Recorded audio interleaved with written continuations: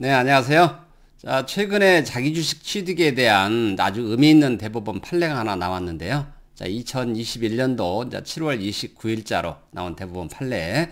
자, 이번 영상에서는 이 대법원 판례에 대해서 어떤 상황에서 자기주식을 취득을 하였고, 또 과세관청에서는 어떤 이제 논리로 과세를 했고, 그리고 최종적으로 이제 대법원에서는 어떤 판단을 내렸는지, 자, 이번 판례를 한번 음미해 보도록 하는 시간을 갖도록 하겠습니다.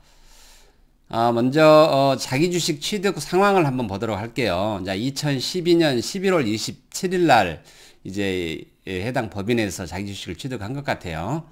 2012년 11월 27일이니까 신상법이 적용된 게 이제 2012년 4월 15일부터거든요. 그래서 아마도 신상법이 적용되고 얼마 되지 않아서 이제 자기 주식 취득을 한 게 아닌가라는 생각이 들고요. 이 회사의 주주 구성을 한번 보도록 할게요. 주주 구성이 먼저 대표이사가 있고, 그 다음에 아들 셋이 있습니다. 아들 1, 2, 3 아들 셋이 있고, 그 다음에 이제 이 아들들이 이제 최대 주주로 있는 또 특수관계 법인이 있습니다. 그래서 주주는 대표이사, 그 다음에 아들 1, 2, 3, 그 다음에 특수관계 법인, 이렇게 사람 4명에 그 다음에 법인 하나, 이렇게 주주로 되어 있습니다. 그런데 자기 주식을 취득을 했는데, 다른 사람은 이제 주식을 매각을 하지 않고 대표이사만 이제 주식을 법인에 매각을 한 것 같아요. 그래서, 대표이사 주식만 자기 주식으로 취득을 했다. 자, 이렇게 이제 자기 주식 취득을 했습니다. 다음 상황 한번 보도록 할게요. 자, 그러면 과세관청에서는 이 상황에 대해서 어떻게 처분을 했느냐. 이제 과세관청에서는 한 3년 후 정도 이제 조사가 나온 것 같아요. 2015년 11월 16일부터 2015년 12월 30일까지 약 한 45일 정도 이렇게 조사가 이제 나왔는데, 이제 어떻게 판단을 내렸냐면요. 자기 주식 취득 대금 약 11억 원. 자, 대표이사 지분이 6%가 좀 넘었는데, 이 금액이 약 11억 원 정도 됐었던 것 같습니다. 그래서 자기 주식 취득 대금 약 11억 원을 업무 무관 가지금으로 이렇게 간주를 했어요. 이제 과세관청에서는. 그런 다음에 이제 가지금으로 처리를 했으니까, 간주를 했으니까 여기에 또 걸맞는 세금이 부과가 되겠죠. 자, 가지금이 있으면, 해당 법인에서 이제 가지금 해당만큼, 자, 대출을 이제 쓰고 있을 거잖아요. 그런데, 가지금만큼 비용 처리를 해주지 않아요. 그 대출 이자에 대해서. 그래서 그게 이제 지급이자 이제 송금 불산입이라고 합니다. 그래서 이제 지급이자 송금 불산입을 하고, 그 다음에 이제 가지금에 대한 인정이자죠. 인정이자, 지금 현재는 뭐 4.6%이지만은, 그때 당시는 뭐 4.6%인지 6.8%인지 그건 제가 이제 확인을 해봐야 될 것 같아요. 어쨌든, 인정이자를 또 입금 산입을 합니다. 그런 다음에 법인세를 계산해서 이제 법인세를 일단 추징을 했겠죠. 거기에 이제 뭐 가산세까지 아마 다 부과가 됐을 겁니다. 그래서 연도별 지급이자 그리고 인정이자를 송금 불산입하고 또 입금 산입해서 이제 법인세를 과세를 했다. 자, 이렇게 보시면 되겠고요. 그 다음에 또 그걸로 끝난 게 아니고 대표이사에게 또 상해로 소득 처분했습니다. 상해로 소득 처분해서 11억 원을 이제 상해로 소득 처분을 한 거죠. 그러면 이제 거기에 대해서 소득세를 과세를 하겠죠.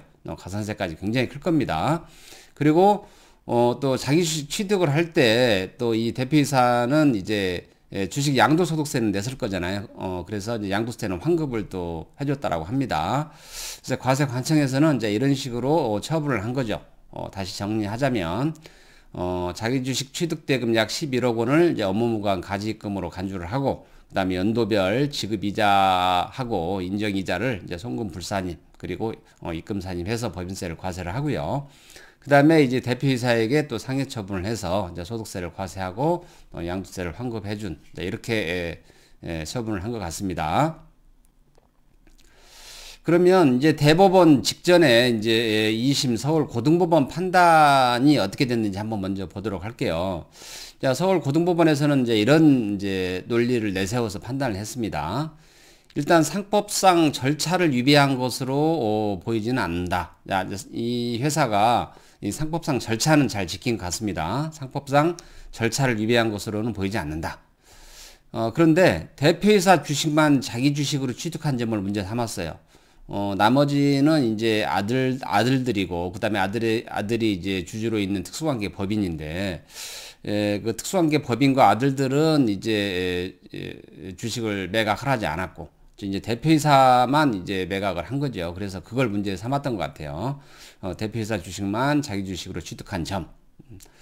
그리고 법인은 자기 주식을 취득하면서 대출을 받아 대금을 지급한 점. 아마 이제 현금이 좀 부족했던 것 같습니다. 그래서 이 법인에서 대출을 받아서 이제 자기 주식 취득에 대한 이제 대금을 이제 지급을 한 것 같아요. 근데 이걸 또 문제 삼았습니다. 법인은 자기 주식을 취득하면서 대출을 받아 대금을 지급한 점. 이렇게 이유를 댔고요. 그 다음에 상속을 대비하기 위하여 대표이사 주식만 취득한 것으로 보이는 점. 이것은 뭐 이제 2심 서울고등법원에서 그렇게 판단을 한 거죠.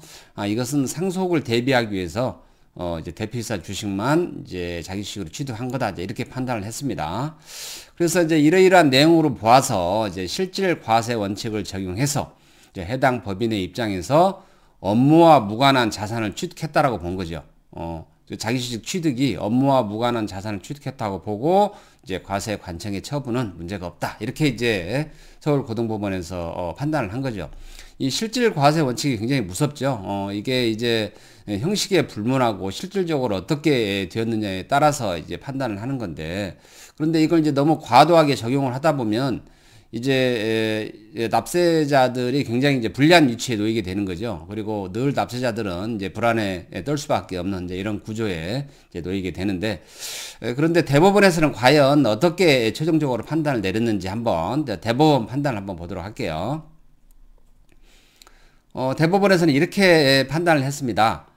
이 사회에서 자기 주식 취득의 목적은 주식 가치를 제고하기 위함이라고 명시가 돼 있다. 아마 이 사회를 열었는데 그 이 사회에 자기 주식 취득의 목적을 주식 가치 제고하기 위함이라고 명시를 해놨던 것 같아요. 자, 이렇게 얘기를 했고요.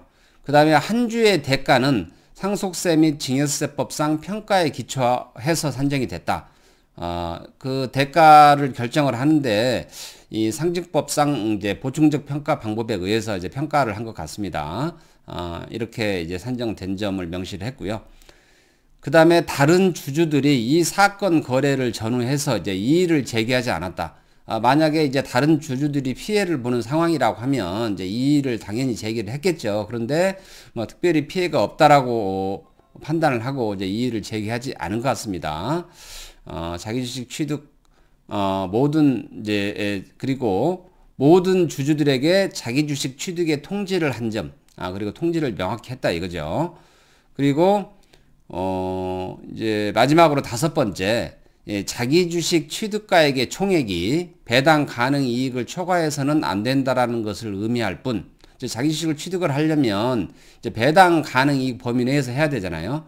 그런데 이제 이 회사는 차입을 해서 이제 대금을 지급을 한 걸 문제 삼았잖아요. 그런데 대법원에서는 그런 거죠. 뭐 차입을 하든 차입을 하지 않든 그것은 이제 법인에서 알아서 할 일이고, 법인에서는 이제 배당 가능 이익만 초과하지 않으면 문제가 없다라고 이렇게 판단을 한 겁니다.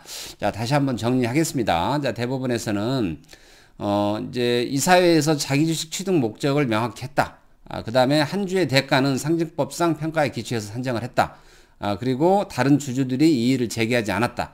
그리고 이제 모든 주주들에게 자기 주식 취득 통지를 했다. 그리고 이제 배당 가능 이익을 초과하지 않았다.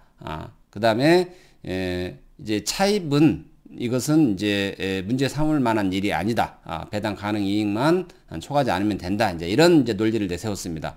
이제 이 내용을 근거로 해서 대법원은 어떻게 판단을 했냐면, 자기 주식 취득의 절차 및 주주 평등 원칙 등의 문제가 없고 적법하게 자기 주식을 취득하였다라고 판단을 했습니다. 제 개인적인 생각으로는 매우 잘된 판단이라고 생각을 하고요. 최근에 이제 자기 주식 취득에 대한 이제 시중에 논란이 많았었는데, 아마 이번 대법원에서 이 판례를 계기로 아마 명확하게 한 것 같습니다. 어쨌든 그 자기 주식 취득은 이제 기업에서 활용할 일들이 너무나 많습니다. 잘만 활용하면은 이제 너무나 좋은 제도이고, 이제 잘못 활용하면 이제 독이 될 수도 있기 때문에, 어쨌든 이 내용을 잘 보셔서 앞으로 자기 주식을 잘 활용했으면 좋겠습니다. 이상 마치겠습니다.